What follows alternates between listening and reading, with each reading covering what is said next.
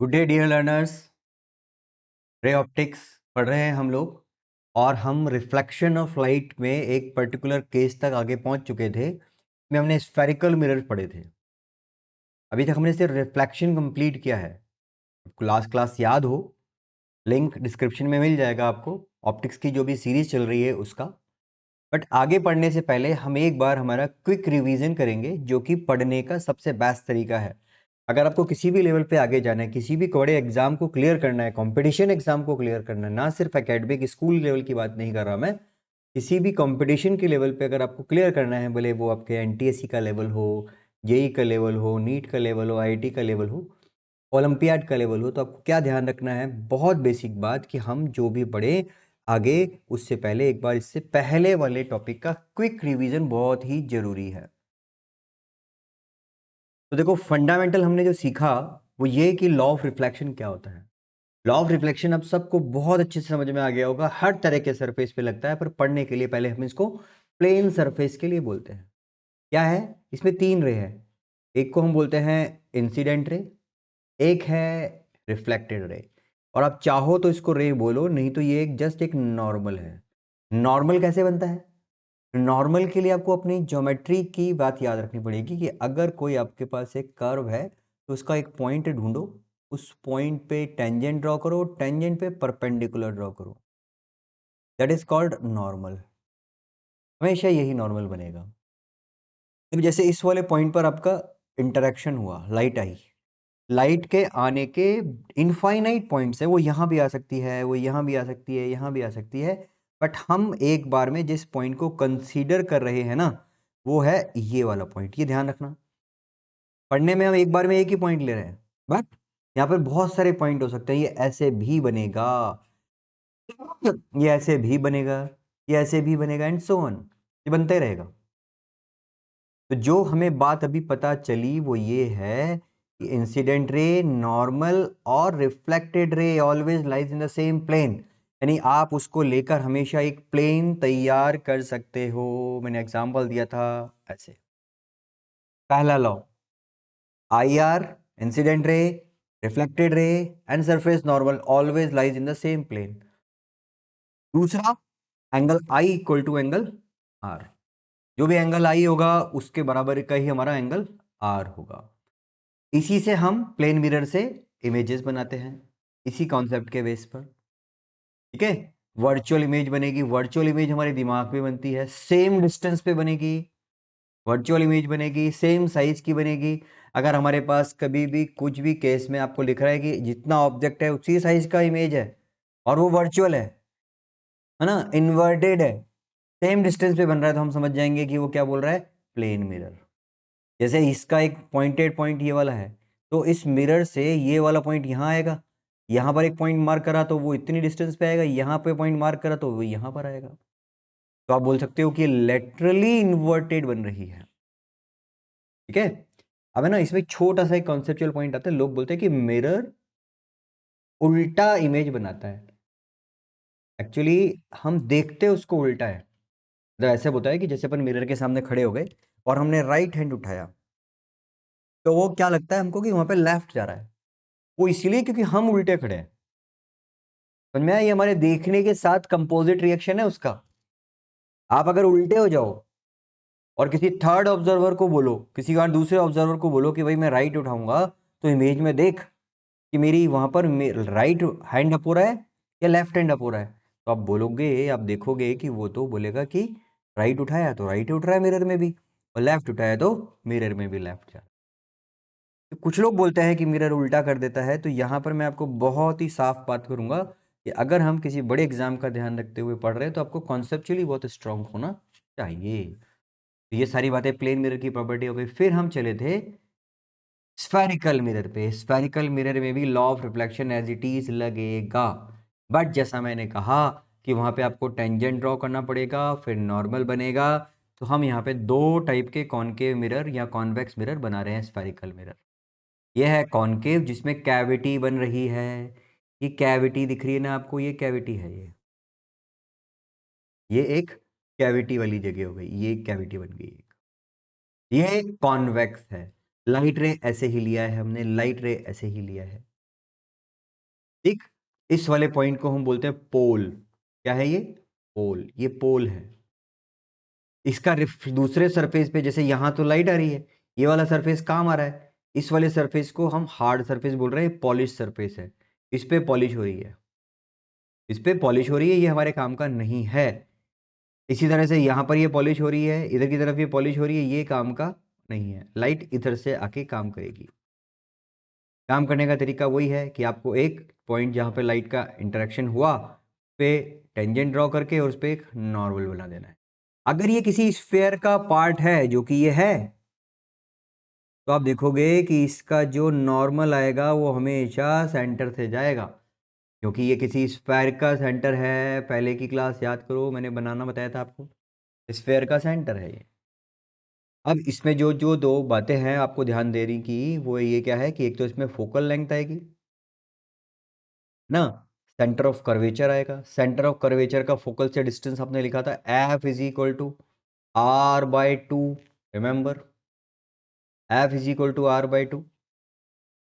पोल मिल गया, centre of curvature मिल गया, फोकस मिल गया, प्रिंसिपल एक्सिस याद आ गई आपको। अब कुछ रूल्स थे, बहुत सिंपल रूल, कि अगर कोई रे सी से पास हो रही है तो वो आफ्टर रिफ्लेक्शन सी से ही जाएगी। ऐसा क्यों? देखो, ऐसा इसलिए क्योंकि ये angle I equal to angle r रख रहा है। जो यहां पर मैं क्योंकि बोल रहा हूं और इसका रीजन बता रहा हूं ना, यही हमारे कॉम्पिटेंसी बेस्ड क्वेश्चन बनते हैं।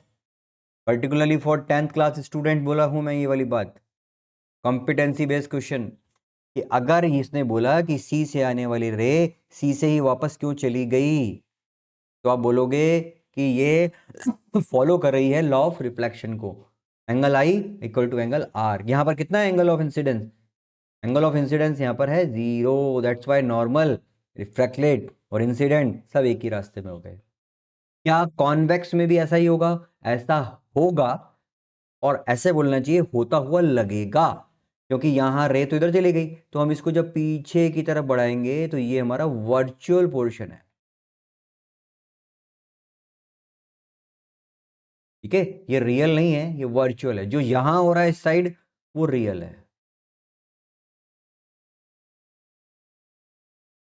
आगे, अगर उस एंगल आई और एंगल आर वाली बात को और चेक करें कि अगर कोई रे आई जो पोल पे गई, तो यहां देखो ये इस पे एक टेंजेंट लिया हमने, ये एक टेंजेंट बना, टेंजेंट पे नॉर्मल बना, तो ये नॉर्मल हो गई।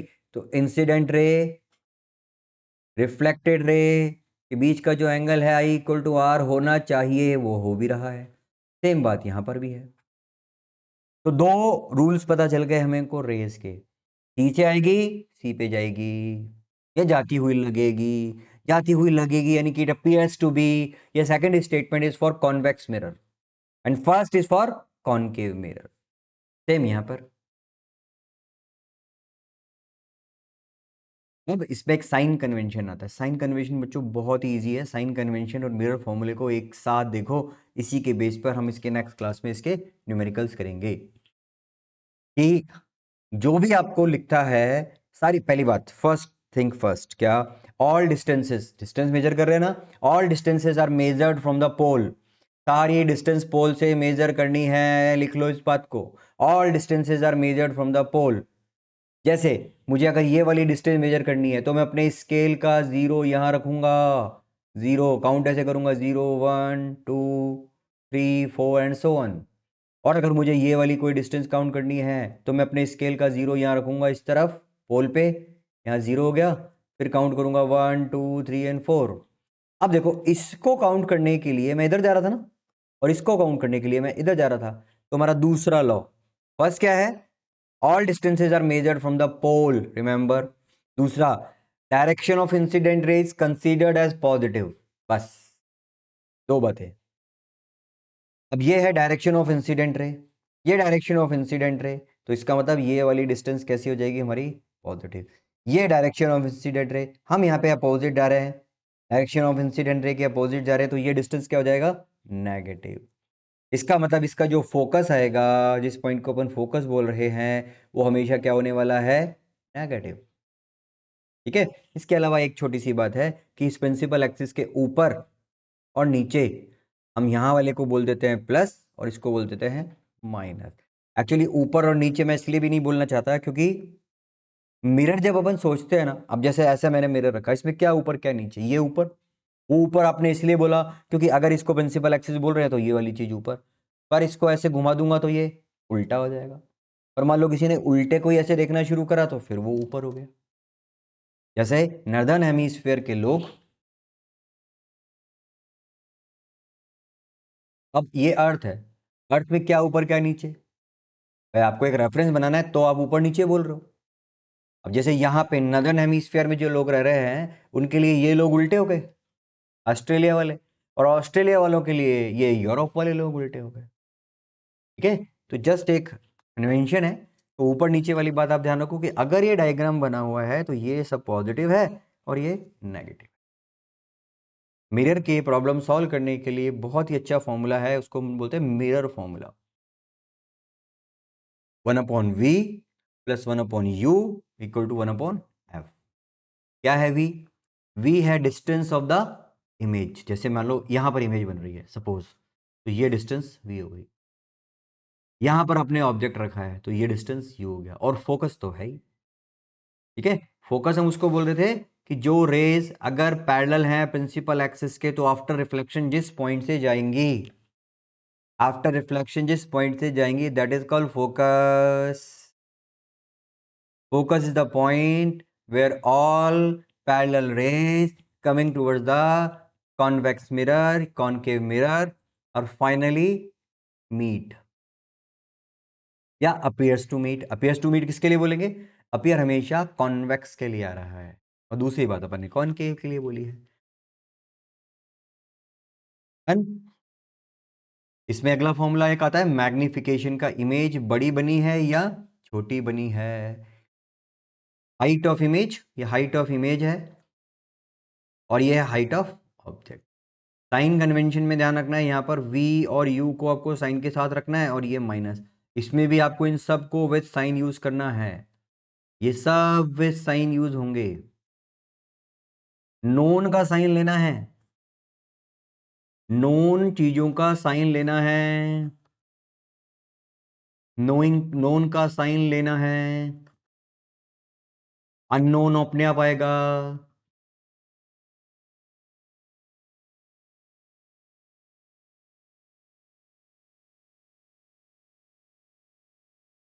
अननोन अपने आप आएगा, उसकी कोई दिक्कत नहीं है। अगला जो भी मैंने फोकस बताया, प्रिंसिपल एक्सिस के पैरेलल जो रेज आ रही हैं वो कहाँ जाएंगी? फोकस पे। कहाँ जाती हुई लगेंगी? फोकस पे। अपीयर्स टू बी और एक्चुअली पासेस थ्रू। क्या डिफरेंस है? मिरर का डिफरेंस है पैरेलल के लिए।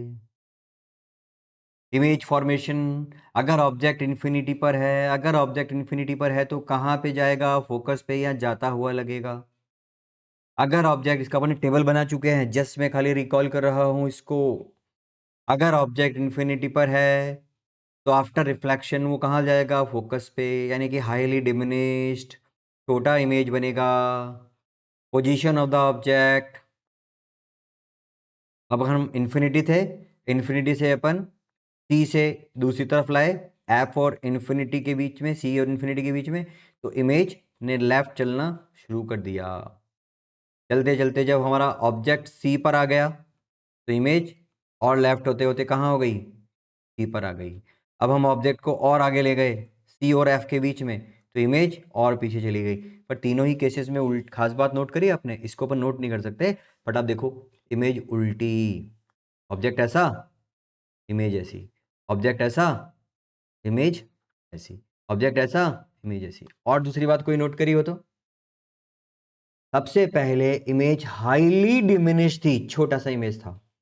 जैसे जैसे हम ऑब्जेक्ट को मिरर के पास ला रहे हैं इमेज बड़ी होती जा रही है ना। बिल्कुल नया चमचा लो दाल वाला, बिल्कुल जो अलमीरा में रखा हो, कभी कभी निकलता हो या निकाला ही नहीं हो, उस चमचे को अगर आप ऐसे देखोगे इस तरह से, तो ये वाला सरफेस आपका कॉनकेव मिरर काम करेगा।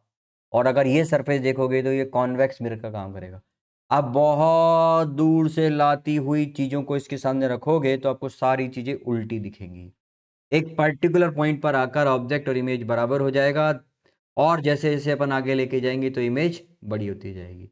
हम एक ऐसे पॉइंट पे ले जाएंगे जिसको अपन फोकस बोल रहे हैं, तो इमेज इन्फिनिटी पे चली जाएगी।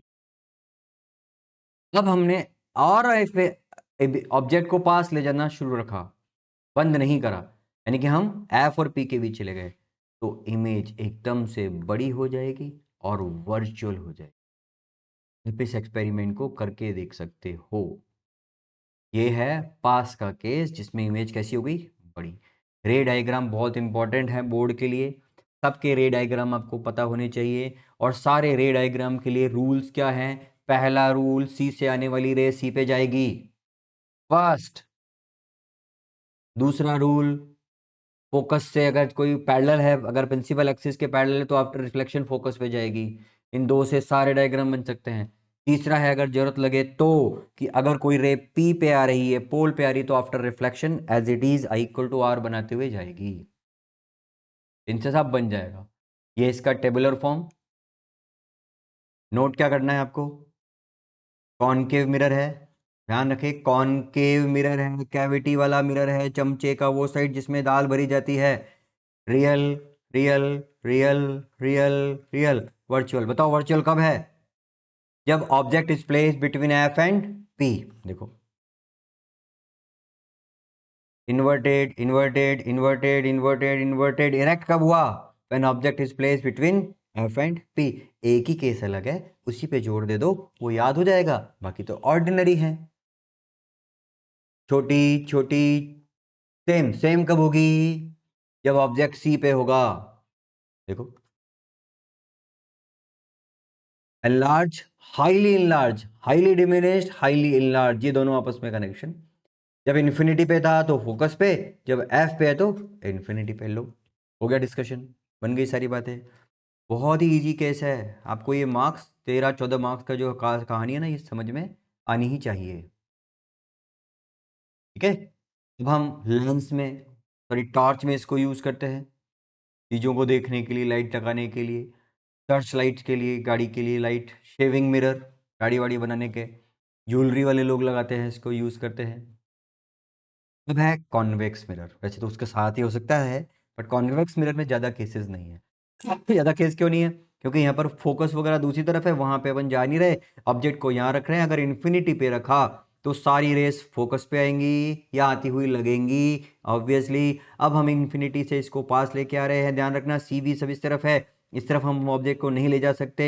यहाँ पर इसके ज़्यादा वेरिएशन नहीं होते, दो ही केसेस हैं। ऑब्जेक्ट इज एट इन्फिनिटी तो इमेज बनेगी फोकस पे, और ऑब्जेक्ट अगर पोल पे रखा हुआ के पास में कहीं भी रखा हुआ है तो इमेज कहाँ बनेगी? कैसी बनेगी? इरेक्ट बनेगी, वर्चुअल बनेगी, दूसरी साइड बनेगी बिटवीन पी एंड एफ। इसके पास वेरिएशन है ही नहीं, सारी की सारी कहानी यहां से यहां तक में समट जाती है। कोई एक ऐसा मिरर जिसमें सारी इमेज पी और एफ के बीच में ही बनती हैं, बोलो कॉन्वेक्स मिरर। कॉन्वेक्स मिरर वो मिरर है जिसमें all images lies between P and F. And क्या वो पी पे हो सकती है? हाँ, पी पे रख दो, पी पे बन जाएगी। क्या वो एफ पे हो सकती है? हाँ, अगर वो इन्फिनिटी पे होगा तो इन्फिनिटी बन जाएगी, पी एफ पे बन जाएगी। क्या एफ पे वो एक्चुअल बनेगी? नहीं, कॉन्वेक्स मिरर है, कॉन्वेक्स मिरर में एक्चुअल नहीं बनती, सारी की सारी वर्चुअल बनेगी। क्या इमेज उल्टी बनेगी? नहीं। क्या कॉनकेव मिरर में इमेज सीधी बन सकती है? हाँ, एक case, object is placed between F and P. क्या कॉन्वेक्स मिरर में इमेज उल्टी बन सकती है? नहीं। इसका मतलब जो हमेशा उल्टा बना सीधा बनाएगा, जो हमेशा इमेज को इरेक्ट करेगा, वो कौन सा मिरर है? वो है कॉन्वेक्स मिरर। वो कॉन्वेक्स मिरर है। कहाँ यूज हो रहा है इसका? गाड़ियों में जो शीशे लगे होते हैं पीछे की चीजें देखने के लिए, वो थोड़े से उभरे हुए होते हैं, कॉन्वेक्स होते हैं। रोड सेफ्टी के लिए लगाते हैं, कॉर्नर पे लगाते हैं। कभी अपन किसी किले में जा रहे हैं तो किले में जहाँ टर्न होता है वहां पर आपने एक तरह के मिरर माउंटेड देखे होंगे, कोने में, बाउंड्री पे, कॉर्नर में, ताकि यहाँ से जाने वाले व्हीकल्स को वहां से आने वाली गाड़ियां आराम से विजिबल रेंज में आ जाएं और हम सेफली रास्ता क्रॉस कर पाएं। तो बच्चों, ये जो कहानी थी ये मैंने एक जस्ट क्विक रिवीजन कराया है। हम इसके आगे इसमें पढ़ेंगे, इसके न्यूमेरिकल्स करेंगे, और फिर हम चालू करेंगे लेंस। आई होप कि आपने ये रिवीजन वाली क्लास जल्दी से जल्दी देख के ख़त्म करी हो और हम इसके आगे पढ़ने को बिल्कुल तैयार हो जाए। Okay, thank you.